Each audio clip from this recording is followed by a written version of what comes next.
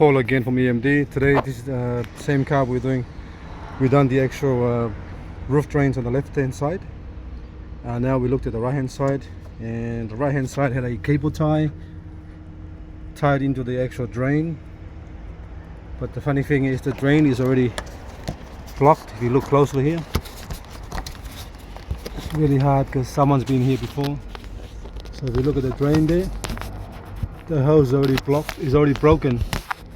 The hose is broken already, and they put a cable tie to hold that broken hose onto it. This one here.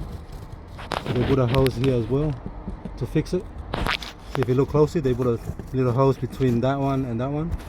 This is already broken, so they're trying to fix something that's already broken with the cable tie. So you can see it there, because there's glue there as well, so it's going to take harder for us to actually clean all that off. So we're going to take that broken hose off the plastic drain first, and then we'll move forward from there. But I think I'm going to recommend the customer so we can take the trim at the back and check the two left hand side and right hand side rear drain as well while we're here. Otherwise, when things go bad at the back, the water can leak into the amplifier and the rear control units and all the other stuff, the tow bar as well, on this side here, on the right hand side of the car, and then it will cost a lot of money to replace those control units.